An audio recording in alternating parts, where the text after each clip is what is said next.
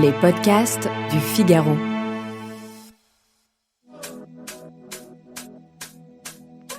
Vous avez remarqué ? Avec la fin de l'année 2025 qui se rapproche, nous sommes en plein dans la saison des bilans.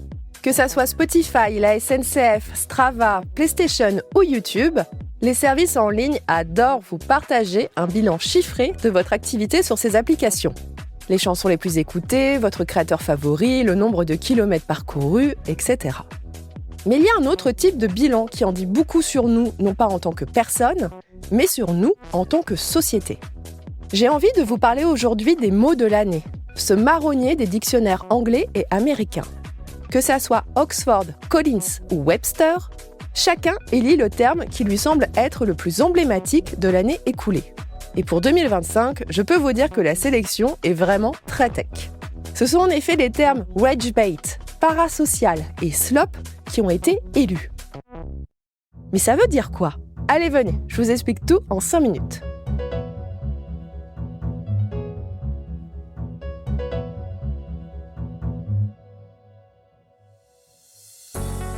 J'avais consacré il y a quelques mois un épisode de Question Tech au slop, c'est-à-dire les photos et vidéos générées par IA de mauvaise qualité, de mauvais goût, ou qui cherchent à exploiter la naïveté des internautes pour obtenir des clics, des likes et des revenus publicitaires. Ces contenus sont une pollution pour nos fils Facebook, Google Images ou Pinterest, et ils brouillent les frontières entre le vrai et le faux.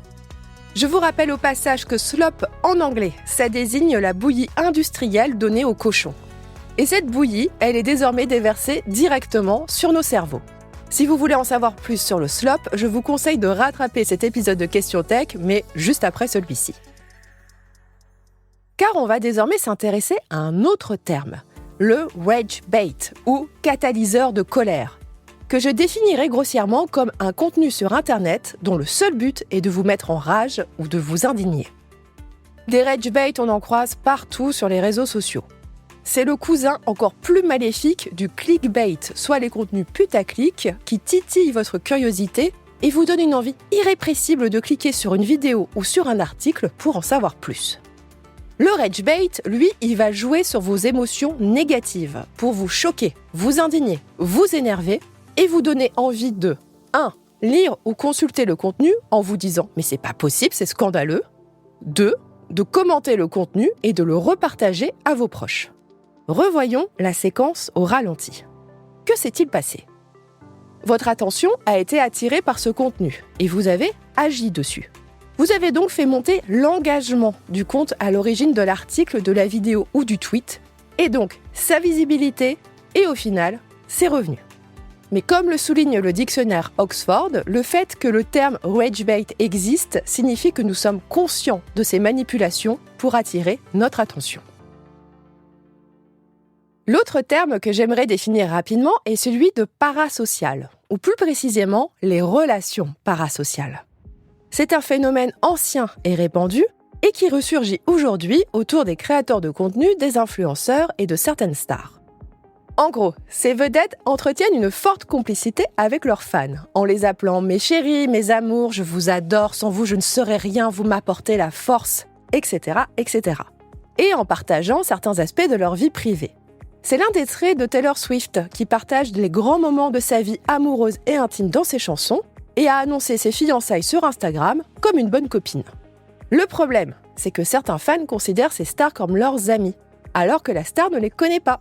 Ce sont des relations à sens unique, avec une forte loyauté, gare à qui critique la star, et qui peuvent parfois déraper.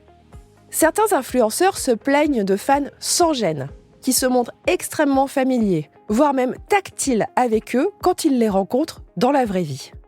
On est vraiment bien loin de la star de cinéma mystérieuse et inaccessible du XXe siècle.